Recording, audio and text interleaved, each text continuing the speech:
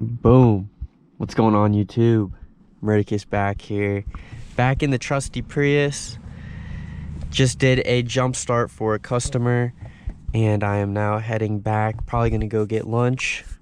It's 48 degrees, a nice spring day, and it's so nice being a Gen 2 Prius owner. Absolutely, hands down, one of the best daily drivers for the money and purpose. Yes, these are only 100 horsepower, but it does everything so well, just not going really super fast. But being economical and owning this thing checks all the boxes. I mean, this is a 2008 with a backup camera. I have a 05 S-Class, over $100,000 MSRP back in the day. Does not have a rear view camera. It did come with parking sensors, but I should have gone. But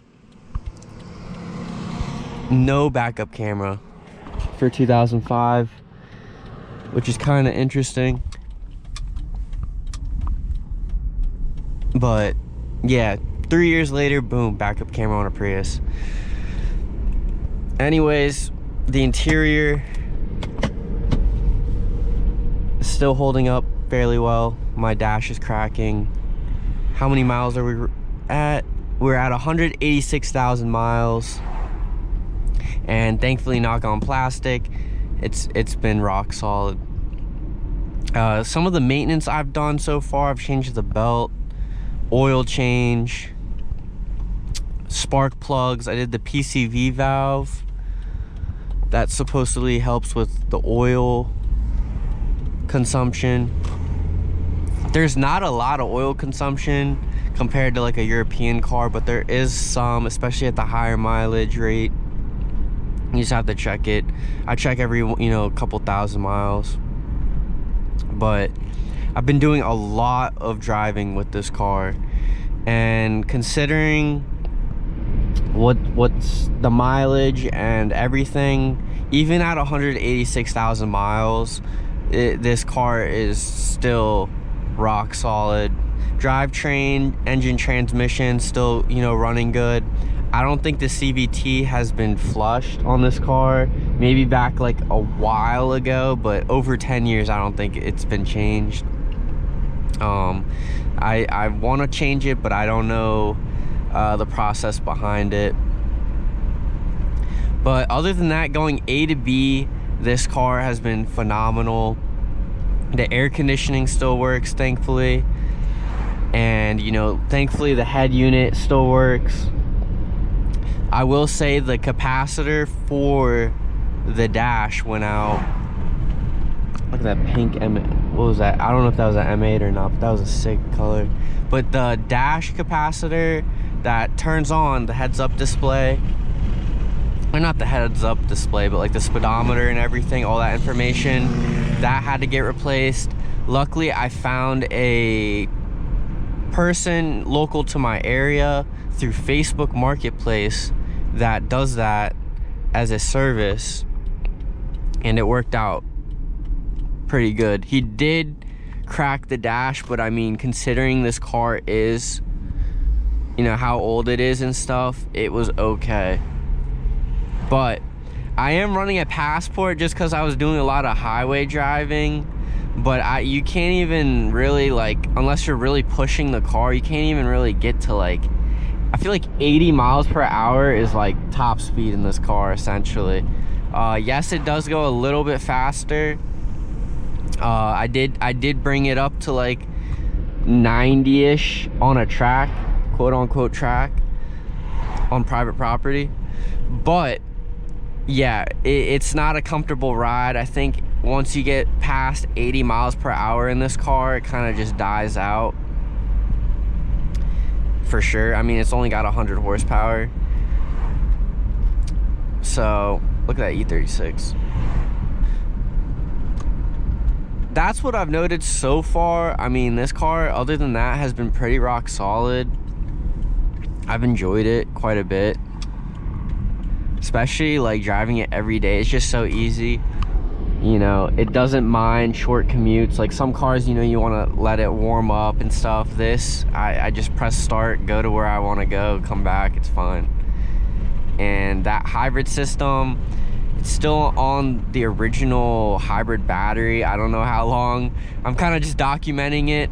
We'll see how long it'll last, but hopefully, I mean, the daily driving will, you know, it being used will prolong its life. But other than that, gas has been super amazing. Compared to driving my 05 S-Class, going to the pump or going to a gas station, this car wins considerably. I mean, I'm spending 20 bucks for like 400 miles. And to get the same amount, I'm spending like 60 to 70 to get the same amount of mileage in the S-Class. But yes, it's a completely different car. Yes, it's a V8 and everything, and it's nice to have the torque and power. But man, does the city driving just it's horrendous in a V8. But they do sound good, and you know, you do have the power on tap. But it's just a different ownership experience. This is just coming from, you know, a financially conscious person. The costs do add up, you know, driving a V8 luxury sedan every day. Yes, it's super nice to drive on the weekends, but for everyday use, this car is phenomenal. And I keep saying this, but I want to do a video on the top 5 cars that I have personally owned.